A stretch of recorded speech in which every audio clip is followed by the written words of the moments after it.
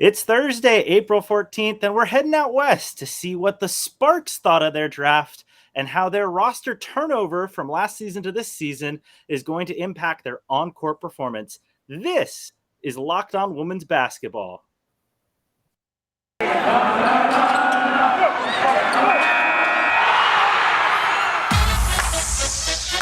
are Locked On Women's Basketball, your daily podcast on women's basketball. Part of the Locked On Podcast Network, your team every day.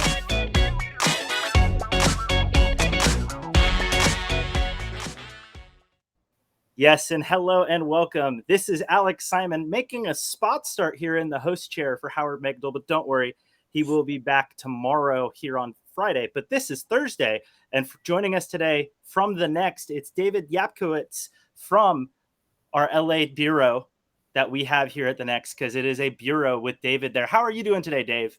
I'm doing good. So obviously the Sparks came into this specific draft having already traded out of their own pick coming in, but they were in the first round at 9. What did you kind of assess from where they were and what they ended up doing especially in that first round of the draft? They ended up taking, as we know now, Rae Burrell with the 9th pick. And in a call after the draft, Derek Fisher, GM and head coach, was mentioning that, she was a player that they were really high on and had been for a while, and that he felt that she was probably going to be off that up until, I think it was, right before the draft, he said they really felt that she was going to be gone by the 9th pick, and that the fact that she she was available to them at 9, they feel really thrilled to have gotten a player of her caliber. And I think, she's going to have every opportunity to try and crack that roster this season. Now, I did find it very interesting in reading your piece off of the draft that Derek seemed to make it very clear. We are carrying 12 people on this roster. They have set it up. Why do you think that maybe this pick how can Rae Burrell fit into that 12 kind of as their cap is structured in the way that things are set up for the Sparks? She definitely has a chance to fit in as, one of the last players to make the roster out of camp. The Sparks, I think it's no secret that last year, they struggled quite mightily on the offensive end, and she's definitely somebody that can come in and help contribute and bring some scoring on the perimeter. She's able to get to the rim and finish in the paint there. She's just a really a strong scoring all around scorer. And I think we've seen the past couple of seasons, last year with Arella Girantes, the year before that with Taya Cooper in the bubble, that, Derek Fisher's a coach that will play his rookies. It's not it's not one of those situations where, they got to come along and learn the WNBA, but he's not afraid to play them right away. So if she does end up making it, and like I said, I believe, especially with them saying that they're going to carry the full max of 12 players once the season begins. If she is on the roster at that point, that, she can really help them this season. And Derek Fisher is definitely one of those coaches that, if he feels that she can help right away as a rookie, he's definitely going to play her. He'll throw her out there and she'll get, reps right from the get-go.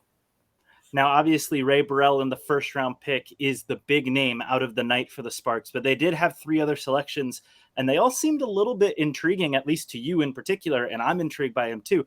What can you tell us about their 3 later picks and what they might be able to bring into training camp, if not to the roster? Yeah. Each of them brings something a little bit different, that definitely can help the Sparks in some way. Fisher was mentioning about Kianna Smith, their first second round pick, that, they looked at her in terms of, what she could do aside from just scoring, that she's a playmaker. She can handle the ball. She can pass well. And that he did mention that she played off the ball quite a bit at Louisville, but that she's played point guard before, and that he thinks, that's one of the areas that a lot of people haven't really seen yet, is her ability to play the point and to be that playmaker. They do have a lot of guards on their roster as it stands, but she's definitely somebody that can be that ball handler, that facilitator. And especially, I think it's noteworthy to bring up, Kianna Smith is a Southern California native, She if is. I'm not mistaken, a Riverside kid who grew up in Riverside, went to high school, I believe, in Fullerton as well, and originally was committed and played at Cal under the now USC coach, Lindsey Gottlieb, but then ended up transferring to Louisville.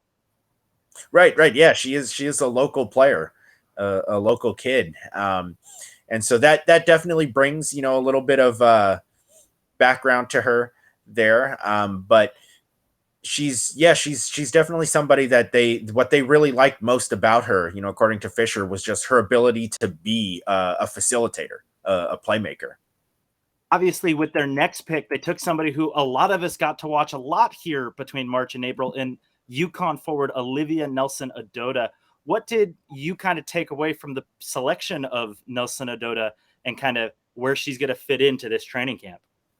She's interesting because she's a little bit versatile in that, she's a big, and she obviously can play in the paint, but she can also face up and shoot that jumper. And she has a nice ability in the high post to, find open teammates with some of her vision there. And so she's definitely somebody that can help in terms of, interior play. That's something too that, especially on the glass, that's one thing that they had issues with last season too, was rebounding.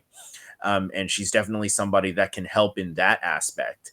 And one of the things that Fisher mentioned was that they really like her ability to, they like the fact that she played at UConn in a system that, a high level system, and that she's been to consecutive Final Fours, and that's something, that off the court, regardless of her skill, that's something they really valued, was the fact that she came from a winning program like that she played in the type of offensive system that stresses ball movement and team play. And so that's something that they're really intrigued about, that they really like, is that, she comes from such a high program, a top-notch program. That UConn program, they sound like they've done okay recently. Maybe I should check them out every now and then. Who knows? Yeah, right? I guess so. And finally, I mean, look, it's 2022. If you don't have somebody shooting threes, something's wrong with your offense. And it seems like Amy Atwell, their third round pick, is at least going to be able to come in and then get a chance to shoot the lights out, just like she was doing last year at Hawaii. Yeah, I think she's a really intriguing player. And honestly, to be honest, with being a third round pick there, I think, she just really has long odds to make the roster.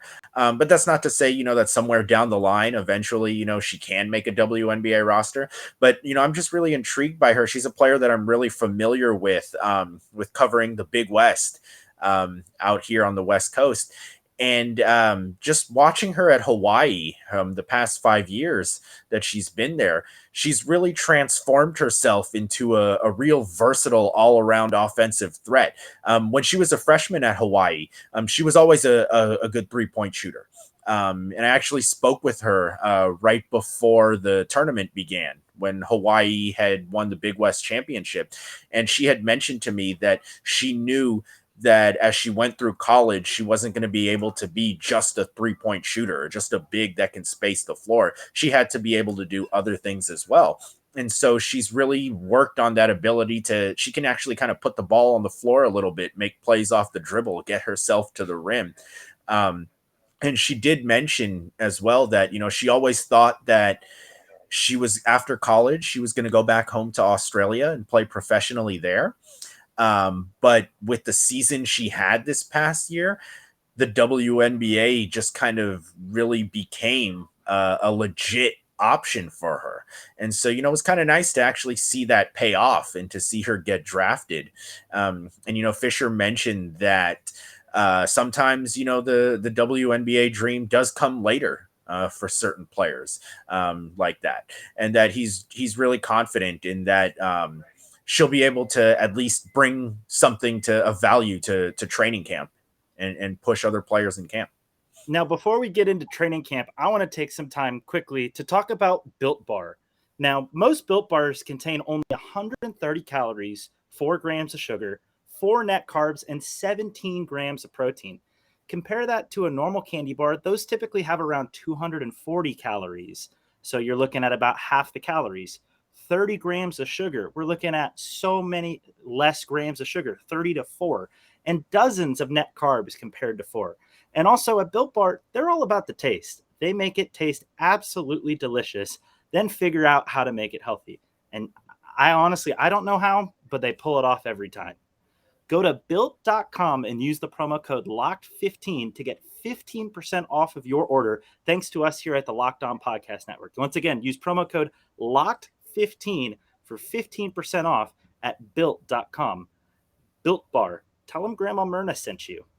Now, to go back to training camp, we really are going to look at a Sparks roster that is entirely and completely different from the roster that you got to watch a lot of last year, Dave. I mean, I was looking at it, and just out of the 32 game players who played in every game of the season for the Los Angeles Sparks last year that I had available, I believe I only count one player who is still with the Sparks in Brittany Sykes. Yeah, they had a really busy off season. One that they kind of, I would have to say it wasn't expected, at the once we headed into the off season, but they were able to, pull off a couple moves here and there. One sending Gabby Williams up to Seattle, who, never suited up for them at all, to free up a little bit of cap space there to sign a max level free agent. And that also got them the draft pick that they took Rae Burrell at as well, let alone also Katie Lou Samuelson, who we can get to in a minute. Yeah, and so they really overhauled their roster a little bit. And by the way, you mentioned that without mentioning maybe the biggest overhaul of them all, which is the first, bringing in Kennedy Carter in a big trade with the Atlanta Dream, where they sent away next year's first-round pick to Atlanta, and also Erica Wheeler, who was a key player and really one of their best players last season. She really was. I would say that Erica Wheeler was probably their most consistent player last year. Mm-hmm. And she did have an outside case, maybe not so strong, but an outside shot at a possible all-star spot, but she definitely grew as a leader on the court. And that's they will miss that, but when you have the opportunity to get a talent like Kennedy Carter, to me, that's kind of like a no-brainer there. And I would think that, they did trade away their pick for next year, but, there's no guarantee in the draft. I think, and I'd say that there's no guarantee that you end up with a player as good as her, as what we've seen from her so far. And I think if you look at the Sparks, they haven't been afraid under Derek Fisher to make some of these trades. Now, you can look at what happened in 2021, where they did make that trade of their first-round pick to kind of shuffle and get a few more picks in the 2021 draft, but they sent away their 2022 first-round pick to Dallas and then missed the playoffs. So they've now taken this risk 2 years in a row where they've sent away their first-round pick without any protection on it for the lottery or anything of the sort. And will basically, it seems like that means, hey, we're pushing not just for a playoff, we're pushing for a deep run in the playoffs. Is that how you interpret that as well? I believe so. And I think this season is really the kind of make or break season. I know there's been a lot of chatter, about Derek Fisher as a head coach ever since the Sparks hired him. But if we look back on his tenure a little bit, 2019, that was we can chalk that up to, okay, maybe that's his first year with the group. People are kind of getting used to roles and things like that. We take a look at the following year, 2020, in the bubble. That was just kind of a weird year altogether. Mm-hmm. And then we go back to this past season, 2021, where, you lose Candace Parker, you lose Chelsea Gray, you lose Raquana Williams, three real key pieces from the team before. And, the team just went through, there were a lot of injuries, players in and out of the lineup last season. So, I mean, we can say what we want about Fisher as a head coach, but I just kind of feel like the past 3 seasons were just, there were kind of little things here and there that may have derailed stuff a little bit. But I would say that this season is really kind of like the make or break year. With the moves that they've made, they're really signaling that, hey, we're going all in on not just making the playoffs, but we kind of expect a deep postseason run here. And not just, if you look at that, you can also look at their contract situations, and using the wonderful database for WNBA salaries at herhoopstats.com. All of these players will be unrestricted free agents after this season. Nneka Ogwumike, Chiney Ogwumike, Christy Tolliver, Amanda Zahui-B, Sykes, Jordan Canada. Oh, yeah, and also this player they added in the offseason we haven't mentioned yet, Liz Cambage. I feel like that's your top 7 players who are, in terms of your salary, all are only signed for 1 year and all can leave without any way for the Sparks to keep them other than one player getting cored. That seems like a team that's pushing all of their chips into the same table and really into the pot here to go all in on this season. Definitely. Yeah, definitely. I mean, I think that's really a key reason why, they really need to have a strong season, because you have all of those key players that could potentially leave next off season. And so we'll see how those pieces fit. I think it's still kind of early. We'll see what camp looks like, what preseason looks like, but no, they've definitely made it clear that, this season they have some pretty high expectations, that they expect some big things. Now, 4 of those names that I mentioned already, Cambage, Zahui-B, and both of the Ogwumikes, play the same position. And it seems difficult to find ways to get 3 of them on the floor. You obviously aren't going to try to maybe get all 4 on the floor, but would you say maybe figuring out the post rotation, or even just kind of the glut in the post on their roster, is maybe the biggest question that the Sparks are going to have to answer during training camp? That's definitely going to be a question there, to see how that all works. It's kind of similar a little bit to Fisher's first year, when Candace Parker was still here, and when they first picked up Chiney Ogwumike. He's a coach that's, as we've seen the past couple of years, he's not afraid to tinker with lineups here or there. He's not afraid to throw out some unconventional lineups, so to speak.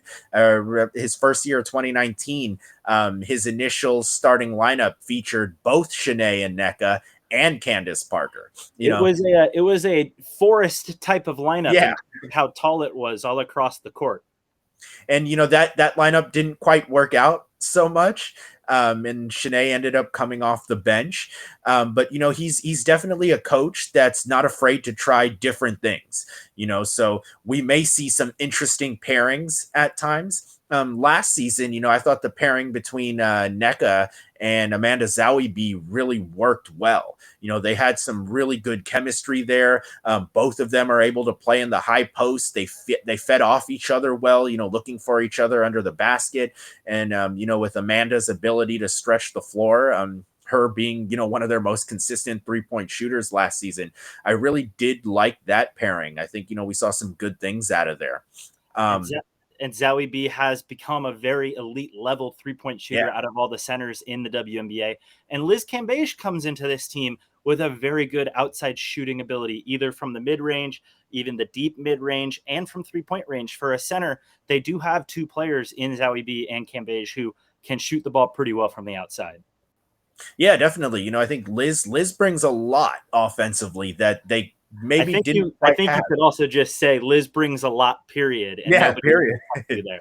But yes, on the offensive end, for sure. And look, this is a team that in the true talent sense, maybe has some of the most talent across the board in the entire WNBA. And if you happen to believe in that talent and think you want to put your money where that belief is, you should head over to betonline.net. BetOnline is your number 1 source for all of your betting stats and sports info.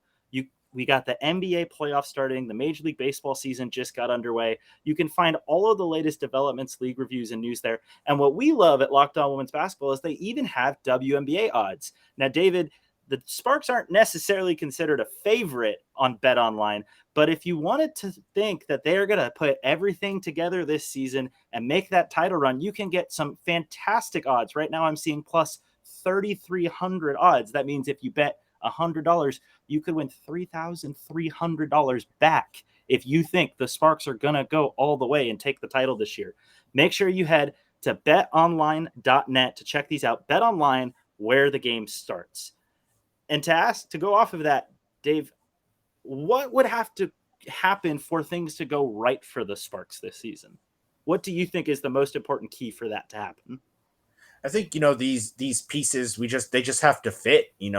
Fisher's got to find a way, to maximize each player, his roster's talent, maximize their strengths. And that's where I think this season is really going to be.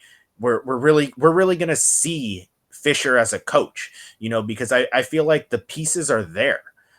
With the moves that they've made now, the roster is there. This is a very talented roster. And now it's going to be up to Fisher to get it all to work, to make sure that like I said, maximize this team's talent. And, I don't know if I'd go as far as to say, this team can be legit championship contender. I think definitely there's a couple teams still out west that are going to be in the mix there.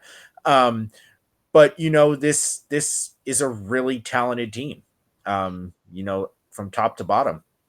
And I think if you see kind of the forest through the trees of it and kind of just look at the talent, you can say, wow, they've gathered some pretty amazing players together who all do some great things.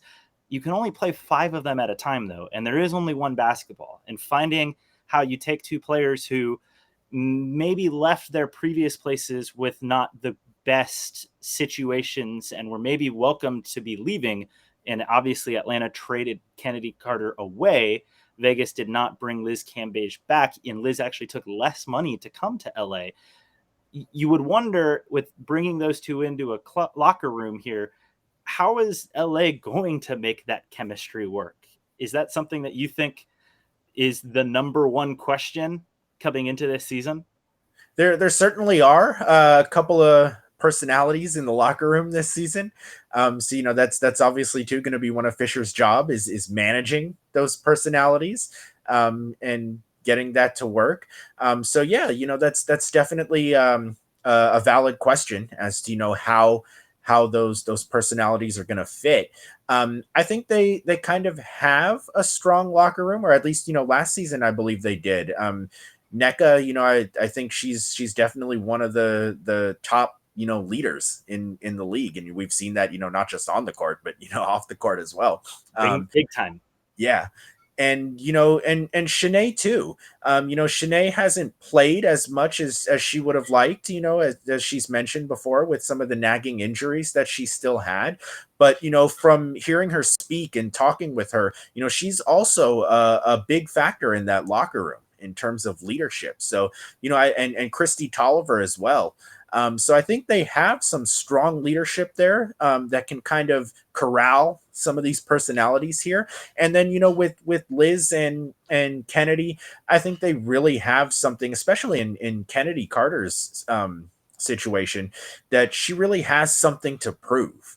With everything that went down in Atlanta last season, that, this is kind of like her season, her bounce back, to go out there and remind everybody who she is. And I think, that's with some of the vets that they've got around her, that this might be a good situation for her. This is going to be a real opportunity for her to really show, the world again that, hey, yeah, look, you remember who I am, and so I think, that there are the pieces there, the locker room piece, obviously, that's going to be a question as to, the personalities there, but, I think that the locker room is there to really make this work.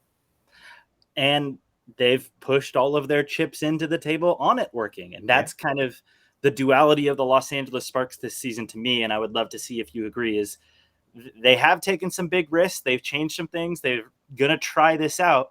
But in taking those risks, they've really have pushed the chips into the table on 2022. And if it doesn't work, a lot of things probably end up changing this season, wouldn't they? Definitely. Yeah, I would agree. Dave, thank you so much for taking the time. Let the people know where they can find you on social media and where they can find your work. You can find me on Twitter. I'm usually really active on there at Dave_Yapkowitz. And then you can find all my Sparks work this upcoming season on the Next. And I'm Alex Simon. You can find me at Alex Simon Sports with the Bay Area News Group. Taking a little pinch hit day here for Howard Megdal. He'll be back tomorrow. Thank you all for joining us here on Locked On Women's Basketball. Enjoy your Thursday.